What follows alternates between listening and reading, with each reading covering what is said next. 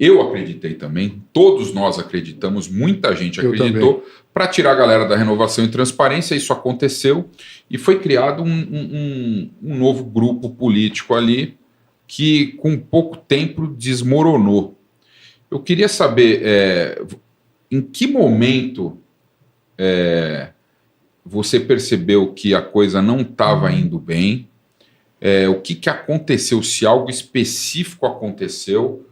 E, enfim, eu lembro, hoje é o Papo Fiel de número 130, e você esteve aqui no número 70, no Papo Fiel de número 70, falando que a dívida na ocasião era de 1,6 bi, que batia inclusive com o que o Wesley Mello, teu antecessor no cargo, que era o diretor financeiro do Duílio, tinha dito.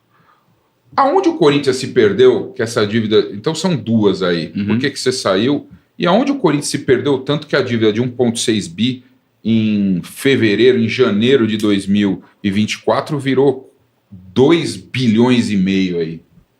Vamos lá, essa é boa, e eu preciso começar reconhecendo que quando eu disse que a dívida era 1,6 bi, eu estava errado. Ah, é?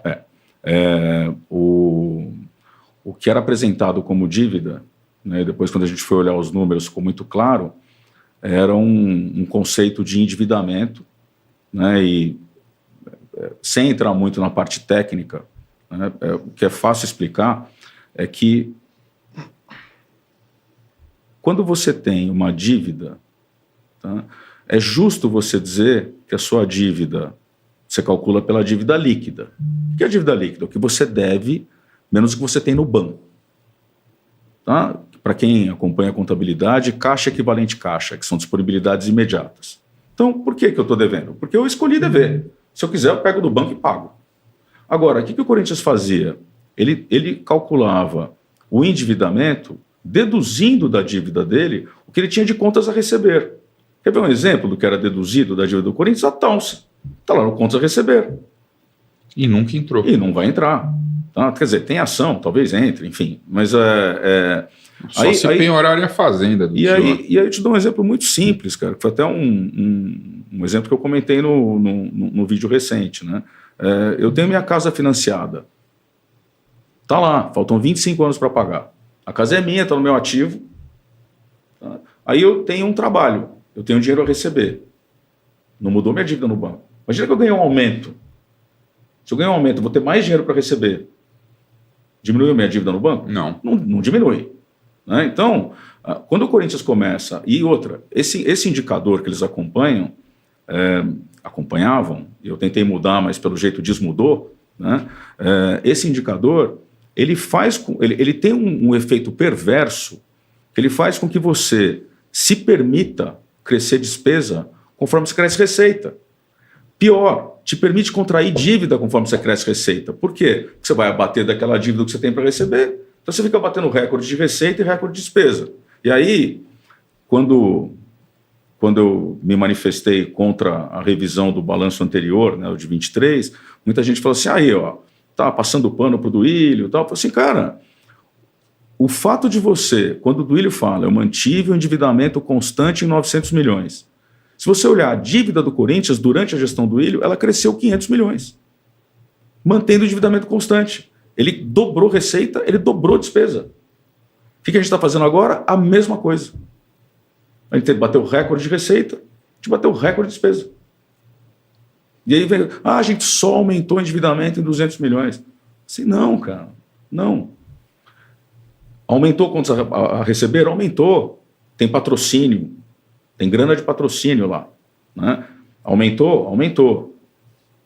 Saber o que é recorrente e o que é luva. Tá? Isso é um outro detalhe para depois até a gente perguntar para o clube e pedir explicações, porque não está claro no balanço. Tem um novo contrato de direito de transmissão. Fala aí, ô Zé Ruela, tá vendo o vídeo? Tá gostando do vídeo? Não deixa de se inscrever aqui no Alambrado, hein? Ajuda nós aí, meu garoto.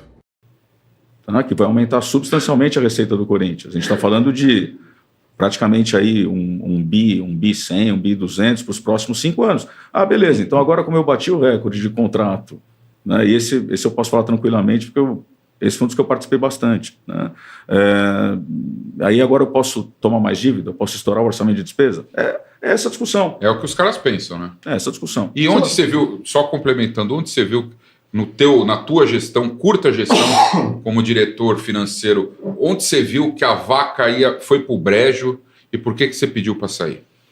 A gente teve, eu e o presidente, a gente teve algumas discussões ao longo dos... Eu fiquei 5 meses lá, né? Isso é no comecinho do 6º mês. A gente teve algumas discussões nesse período. No início, o relacionamento era muito bom. Eu participava das conversas, não de todas, né? Exemplo, vai de Bet. Eu fui comunicado que a gente tinha fechado com um novo patrocinador e falou assim, agora precisa pagar a multa do anterior. Né?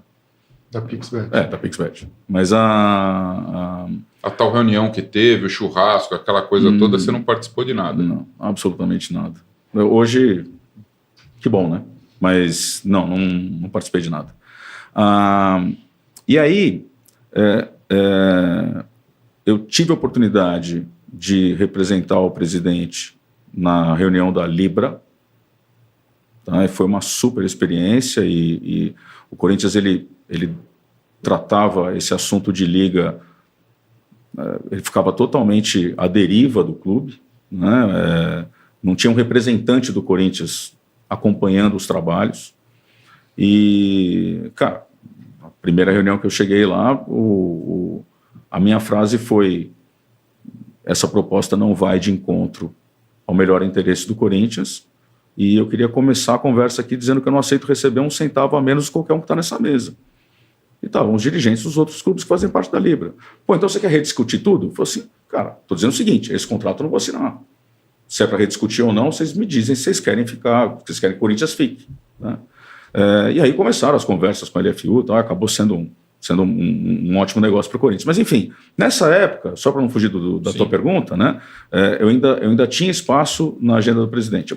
Esse foi um relacionamento que foi sendo desgastado por N discordâncias, né, que literalmente não vem ao caso, tá? Mas acaba que, nesse final, quando começam a acontecer as ingerências, né, quando uma equipe começa a me reportar que outros diretores vão lá exigir pagamento de conta. Eu não estava lá, tá? Então não vi. Que foi o Marcelo Mariano. Estou te falando assim, eu falei assim, pô, mas ele foi lá? Eu falei assim, cara, minha equipe me reporta que sim, ele foi lá e exigiu pagamento. E ele tinha essa prerrogativa como diretor administrativo de passar por cima do seu... Não, a gente discutiu N vezes a respeito, né? Eu falei assim, cara, deixa eu fazer o meu, faz o seu, vamos, né? E falou assim, não, eu vou meter o dedo mesmo e o presidente mandou, eu vou fazer. Eu falei assim, cara, fala para o presidente me ligar. Se ele falar para assim, é para o Marcelinho meter o dedo, o que eu vou fazer? Tem que obedecer. É meu chefe. Era nesse nível a conversa. Mas, ele assim, eu nunca recebi ligação do Augusto dizendo faz aí o que o Marcelinho quiser.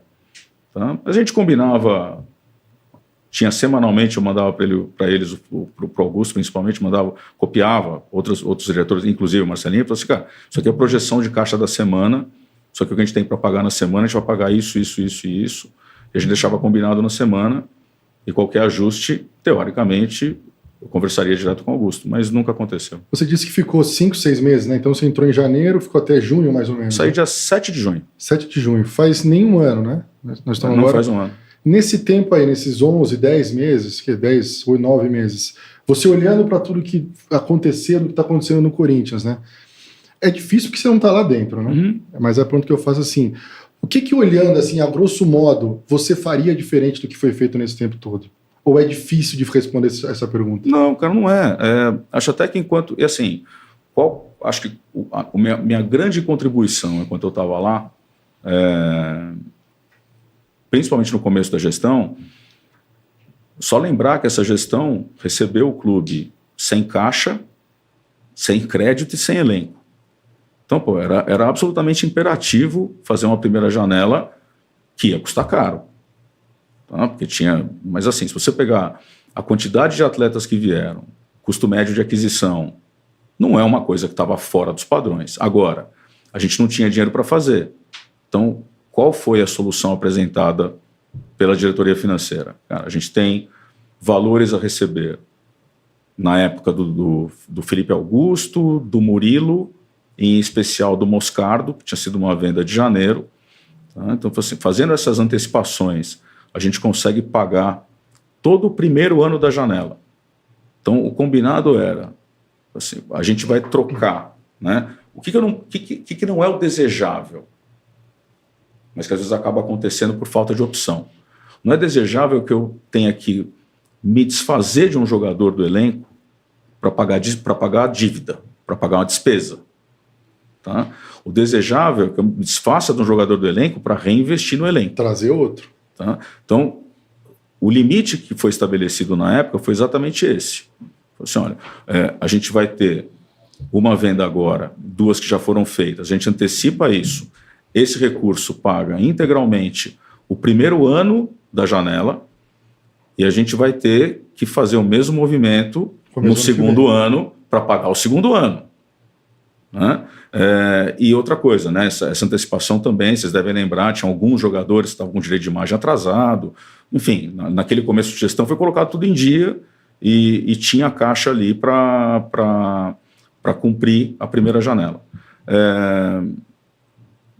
Contratação boa é aquela que dá certo, né? A primeira janela foi amplamente criticada, agora... Até porque veio uns pés de rato desgraçado, viu, Rosala? Pelo amor de Deus, Félix Torres. Tudo bem, Cascão, eu concordo. Granado. Vamos lá. Mas essa agora também, Héctor Hernandes. Ninguém é perfeito. Não, mas o ponto não é esse. Tem 2 coisas para lembrar. Primeiro, só para recapitular, o dinheiro que pagou o direito econômico daqueles jogadores, ele veio do próprio elenco. Então, o próprio elenco... O Moscardo, Felipe e Murilo. E Murilo zagueiro, tá? Então não foi feito, não tirou dinheiro da onde não tinha. A conta era pegar o dinheiro que entrasse de vendas e reinvestir no elenco. Outra coisa que a gente combinou... Foi feito. Outra coisa que a gente combinou que foi respeitada enquanto eu estava lá era o limite orçamentário do custo do futebol por mês. Que, salvo engano, 21 milhões de reais era quanto custava a nossa folha. E nem um pouquinho dessa venda aí vocês botaram nessa conta de mensal? Não. Para garantir um pouquinho, vamos atrasar o salário. As pessoas que entraram tinham que caber dentro daquele orçamento de 20 milhões. Né? Então, isso também foi feito. Então, o orçamento de 20 milhões... 20 milhões mensal para salário de jogador. 21 milhões. Estava sendo cumprido até o final de maio. Né? Lógico que depois chegaram mais jogadores de graça. De graça, desculpa, gente, nada acontece de graça. Né? Quando vocês ouvem o jogador veio de graça, quer dizer o seguinte... O Memphis veio de graça, mas paga 5 milha para ele por mês. Você vai pagar o quanto você pagaria para ele vir diluído ao longo do contrato. Né? Você não paga na cabeça, mas você vai pagar mês a mês. E me explica uma coisa só, porque é legal que você está dizendo... Esse complemento é uma coisa que porque você foi a favor você votou a favor da reprovação das contas aí do Augusto recente aí. Inclusive o seu sucessor foi o Pedro Silveira, que é referência aí, foi o fundador da XP e tudo mais, que é um dos maiores, uma das maiores empresas aí do mercado financeiro. De alguma forma, você votou na reprovação. De alguma forma, que você fez parte daquele começo, mesmo falando que foi o dinheiro do Moscardo, você sente alguma responsabilidade, ou você sente que você também faz parte dessa... Enfim, você fez parte também de alguma coisa que foi feita de errado aí nesse... Ou você se sente responsável? Com toda a tranquilidade do mundo. Até o final de abril, que foi o número que eu fechei antes de sair, porque quando eu saí dia 7 de junho, ainda não tinha o número de maio fechado. Tá? A gente cumpria o orçamento, tanto de receita quanto de despesa.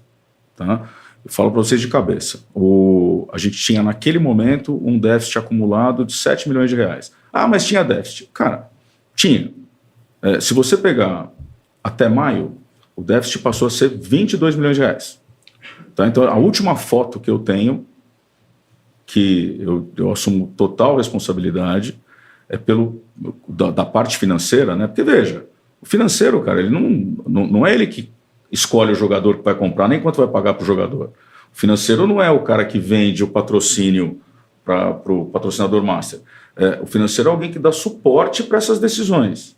Tá? E depois, ele é o responsável por viabilizar aquilo financeiramente. Né? Que é aquela história que eu comentei com vocês de eu vou buscar esse dinheiro, vou antecipar esse dinheiro, vou eventualmente pegar um contrato e antecipar para encaixar aquilo no fluxo, etc.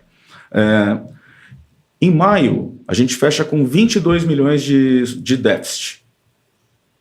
Tá? No balancete de maio. Só para base de comparação, mesmo período de 23, o déficit era de 66 milhões, janeiro a maio.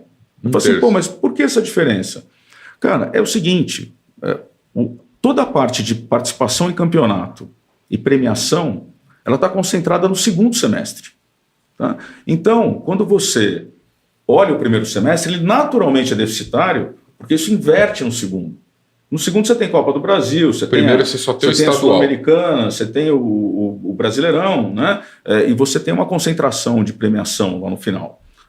No primeiro você só tem o Paulistão. Então, assim, a gente cumpriu o orçamento até enquanto eu estava lá. E aí é uma coisa, acho que vale a pena dividir com o pessoal que está ouvindo a gente. Tá? Cara, a 82, no Movimento Corinthians Grande, votou contra as contas do Andrés, que foram reprovadas lá em 19, votou contra as contas do Andrés em 2020, votou contra as do Duílio em 21, votou contra em 22, votou contra em 23 e votou contra do Augusto em 24. Tá? E quando você fala assim, pô, eu fui um dos que sustentou a defesa da reprovação das contas do Duílio em 22. Obviamente eu não me manifestei em 24 porque eu era diretor. Podia emitir juízo de valor ali. Simplesmente eu mostrei o número. Tá? Quando eu olho para 22, o que eu critiquei? Qual foi a minha linha de argumentação para dizer eu reprovo a sua conta? Você não cumpriu. Se não fossem as receitas excepcionais, você não teria cumprido o resultado de receita que a gente chama de recorrente, que é aquela que entra todo mês. Tá? Que também não foi cumprido dessa vez. Você estourou despesa. O Duílio tinha estourado 40 milhões a despesa no ano. O Augusto estourou em 100. Tá? E qual foi outro ponto que eu coloquei na argumentação para reprovar as contas do Duílio? Você não consolidou a Arena Corinthians. E, de novo, depois de eu ter consolidado no final de 23, de novo, no final de 24, está lá a Arena Corinthians, que não está no balanço. A gente tem lá a receita de bilheteria no balanço do clube, tem a despesa de dia de jogo no balanço do clube. Mas a dívida do estádio não tem. Mas não tem as outras despesas da Arena, não tem a dívida do estádio e tem a vaquinha. Tem a vaquinha também? Resultado não operacional de 2023, de 24, tá lá a vaquinha. 34 milhões. Isso é a famosa maquiagem? Cara. Porque os caras no Corinthians podem trabalhar no Hollywood, velho, de tanta maquiagem que os caras fazem. Não, acho que maquiagem principalmente é um termo muito forte. É muito pejorativo. Acho que eu prefiro narrativa do que maquiagem, tá? E de novo, tá? Quando eu falei que eu era contra a reabertura do balanço, eu não estou falando politicamente, cara, estou falando tecnicamente. Você tem 2 itens que estão lá, dos 4 itens que se sustenta lá, tem lá o Profut, tem lá qual que era o outro lá? Era CBF, mais FIFA, mais alguma outra coisa lá que tinha contingência. Quando ele fala que tem contingência, gente, contingência é um negócio dinâmico. Contingência você constitui e eventualmente você reverte. Tá? Não constituir contingência ou constituir contingência a mais é uma prerrogativa da gestão. Tá? Uma coisa pode fazer? Pode. Deveria fazer? Talvez não, talvez sim. É proibido fazer? Não, não é. Tá? Não tem nada está sendo infringido. Tem toda uma questão de interpretação ali do que é fato gerador e o que não é. Mas fato tem 2 itens ali. Um item relativo ao clube aderir a uma renegociação do ISS da prefeitura. Ele adere a esse programa em 2024. Ou seja, o fato gerador desse negócio é 2024. Não tem como retroagir isso. Outra coisa, ele recebe uma multa em 2024 sobre impostos não pagos em 23. Como é que você vai adivinhar em 23 quanto você vai pagar de multa e se você vai pagar a multa? E outra, quando você faz essa contingência, você faz pelo valor da perda provável, não pelo valor da causa. Exemplo, gente, quantas vezes vocês já não ouviram? Fui lá, coloquei uma ação trabalhista, na ação eu pedia adicional noturno, periculosidade, dano moral, essa ação era de 3 milhões de reais. O Paulo André pediu adicional noturno, jogador, só faltava essa. Então, beleza, aí a ação dele, bom exemplo, a ação do Paulo André está lá em milhões de reais. Cara, você vai lá na hora do julgamento, nós chegamos num acordo aqui de 50 mil, por exemplo. Tá? Então, o quanto você provisiona? A perda provável, não o valor total da causa. Né? Então, sim. É meio até lógico isso, né? Isso é o seguinte, você provisiona para o ano seguinte você não ter um grande soluço de resultado para cima ou para baixo, para você linearizar seu resultado. E você ter previsibilidade no que você está apresentando. Isso aí.